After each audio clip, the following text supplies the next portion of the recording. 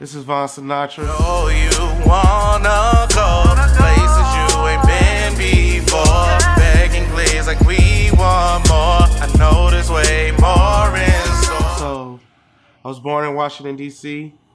Lived in that area for a good portion of my life. Of course, being there, anybody that knows anything about that area, been influenced by go-go music, of course. Uh, some of my family members were actually in the Northeast Groovers. So that definitely had an influence. And then growing up, I learned a lot about Marvin Gaye and his singing style and what made him so great. Also, when it came to hip hop, Wale was huge influence on what I did. And then later Fat Trail, you know, just having artists from that area that I could relate to, that I understood their sound, that I understood their struggle, understood where they came from, was a blessing because we didn't have too many of those artists. So all of those things played a part. Then also, I was raised in the church, and you know I had a lot of soul influences that way as well, much like Marvin Gaye. So you know I try to parallel some of my stylings to him as well. So you said like you learned from Marvin, he had a certain sound and everything. oh yeah. But what do you think that was? What was that thing? That special thing? It was classic, but it also was rugged. It was his sound to me. It's amazing. There's no vocalist, in my opinion, in history that could really match his because he was classically trained, but he also had a way of conveying his message to the people so that they felt it. So one thing that I can say about Marvin, you know, even his subject matters on songs like What's Going On and Mercy, Mercy Me, you know, he was able to get the point across, not just through the words, through the lyrics, but also through the tonality and the sonics of his voice. So that's something that I always admired. That's something that I always aspire to do in my songs. So you try to, through your voice, you try to kind of get the message across, and it's not just about the words. Yeah, I want you to feel it. I want you to feel it. That's most of the time. That's where my singing comes into play. I rap as well, but when I sing, I want you to feel it. So that's the biggest part of that. So how do you get into that feeling? Like when you go into the booth and you're about to record, and the song has to feel a certain way. How do you get into that mood? That's a part of me. I write 90% of my songs, so it's already a feeling. Whether I'm rapping or singing out, I'm already in that mood. Conveying it sometimes may be the harder part, but it's already there. And a lot of times what happens is I exclusively work with Rick. Rick knows when I can do something better, when I can convey a feeling better. And that's why I exclusively work with him. So if there's ever a time where I'm lacking in conveying that feeling, he'll know immediately, being that he's my engineer, producer, and he can say, wait a minute, you can do that again. You can do that better. Do it again. And sometimes we'll do 20, 30, 50 takes of, the smallest piece, and it'll work, because he knows me. He knows who I am as a musician. So you have that perfectionist mindset, like it's got to come out the right way. Most definitely. Most definitely. The smallest phrase can always be tweaked and made better. And you said that 90% of the songs you write. Mm-hmm. So does that mean like some of your music you're not writing, but you're performing it? In a sense, right now, as far as we go with the songwriter thing, of course, there's always this. There's been this dilemma in hip hop about ghostwriters and things of that nature, and I'm gonna let you know right now, my goal is not to be quote unquote the realest rapper MC in the world. Don't get me wrong, I want to be the best, but I feel that what makes a quality song sometimes is a conglomerate effort. Mm-hmm. So if I had the budget, you know, I'm gonna get the best. I'm gonna surround myself with the best talent. I'm gonna surround myself with the best writers, the best engineers, the best producers. If you want to make the best song and get the best results from it, sometimes that's what you need. Right now, I'm not in a position to have that budget, but I have some talented, amazing, talented people around me. So believe that they help me from time to time.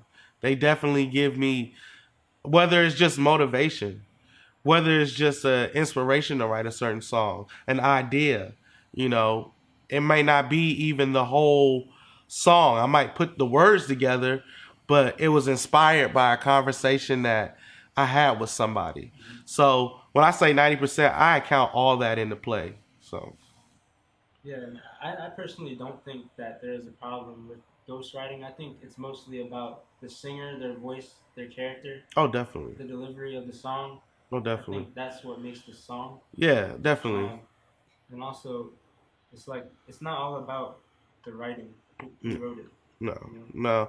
no, no. The lyrics, as I said before, the lyrics are very important.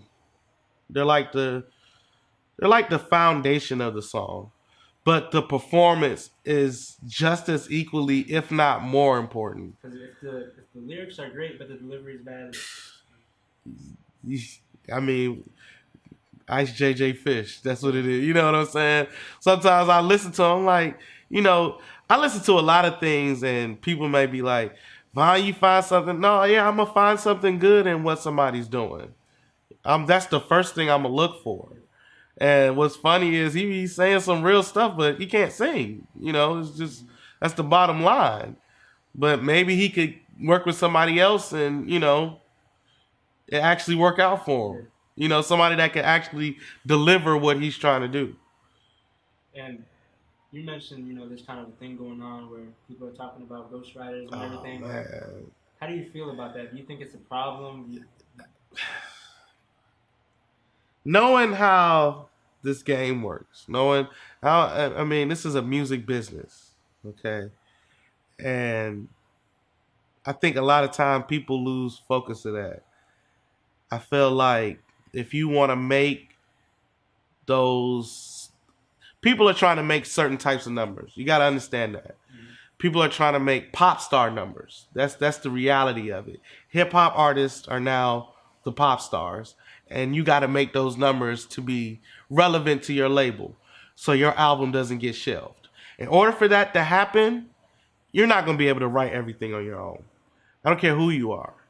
I don't care who you are.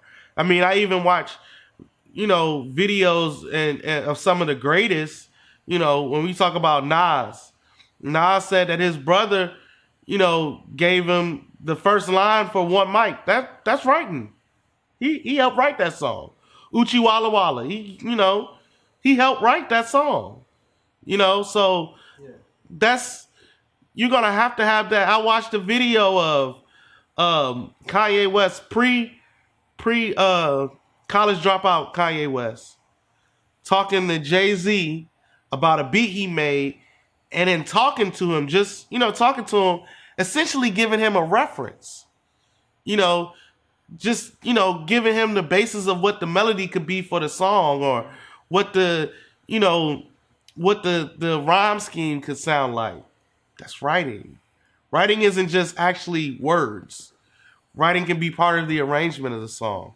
Writing can be, all of that's writing. So like I said, I hope I'm answering your question, but no, I don't have a problem if you got a team of writers. Because if you want Taylor Swift numbers, you're going to have a team of writers, because you better believe she got a team of writers. She got 92 million copies sold. Are you serious? If I can get that number, I'm having everybody. I'm calling everybody. If I can get that number and I can afford that budget, I'm calling all of them. And I got a list already. Believe me, there's a list because I'm a credit junkie. So when an album comes out that I really like, I check the credits. So a lot of times, even the people that I listen to aren't necessarily the people that are like the most popping people, They're people that I admire for their pen. They're people I admire for their performance ability. They're people I admire for different things that they're able to do. And believe I'm stockpiling that in my head, because when I get that budget, I'm gonna be trying to get those numbers. I'm gonna be trying to get those people on my team or helping me to create the best body of work that I can. I really love. I just want to step back a little bit. Okay. I love when you said it's kind of like a team group effort.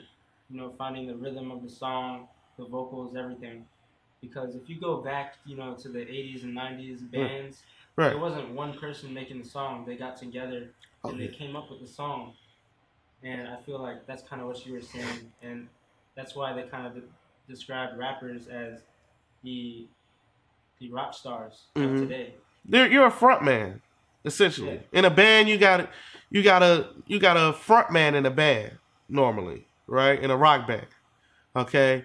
And in the rock band, the front man is the one that talks to the people. He's the personality.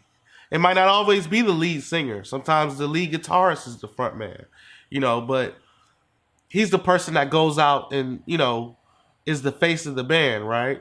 So for a rapper, you're the front man, or for an R&B singer, you're the front man. But you better believe you got a whole team behind you. You got to. There's no way anybody can do this all on their own.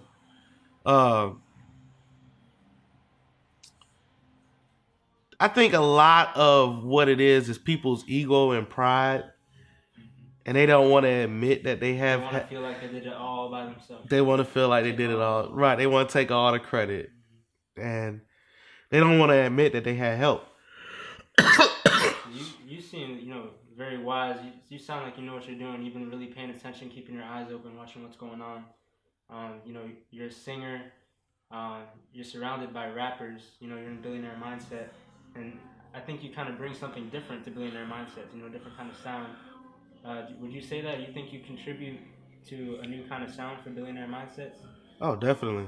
I contribute in a lot of ways to billionaire mindset from a perspective of not just being a singer, but from just giving a different perspective, just giving a different outlook on life, on the way things that are done in this business. So, all of us have different backgrounds. We actually even all have different fan bases. Even though a lot of them rap, they all have little tweaks in what they do that make each of them different. I may be the probably the most far, like you said, from what they do mainly. But as far as talent level, I don't think I'm too far from anything that they do. Yeah, it's just a different element. It's just a different element. So how would you say you distinguish yourself from them? We all distinguish ourselves. So that's the first thing that I really want to get across. So even with me just being me and continuing to do what I've already been doing, I've already, separated myself. I think the more pertinent answer to that question is, or the more important part of that is, how we bring it together. So not so much how we're different, but how we're able to find ways to put a Kurt Cobain and a Rick Rogers on a track together. And that's kind of what I was getting at, because if you guys are all different and you come together, it's like you create something brand new. Brand new. Did you say that happens? Brand new. That's exactly what we're going for. We want to be able to reach all different aspects of life. We want to be able to reach every nook and cranny of anybody that listens to music. We want to be able to reach them. So that's my personal goal for Billionaire Mindset. And understand, Billionaire Mindset is a management company. Mm-hmm. So it's good as a management company to be diversified. It's just like a stock, somebody that does stockbroker. It's good to diversify your stocks, because if at one point, one stock is higher, the other stock, can make up the difference for it until that stock, which is a good stock, builds itself up. Don't put all your eggs in one basket. Don't put all your eggs in one basket. So, I mean, I've even made the suggestion just to throw it off a little bit more. I even made the suggestion, let's find we got a female rapper. Let's find a dope female R&B singer. We just haven't come across the right one yet. But, I think that's something that they're open to because, like I said, in a management company, that's what you want. Sometimes in a label, you want to be able to put it in a box, and present it to people. But from a management aspect, you want all of that because a booking agent may come to you and say, I got this R&B type of event. And if you got all artists that are trap artists on your management company, you can't do anything with that. You're not going to fit what they're looking for.